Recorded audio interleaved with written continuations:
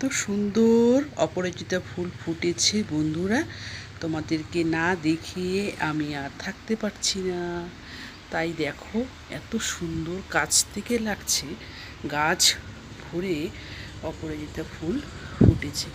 দেখতে পাচ্ছ বন্ধুরা, কালারটা এত সুন্দর কি বলবো, তোমরা নিজে চোখেই দেখো কত সুন্দর কালার।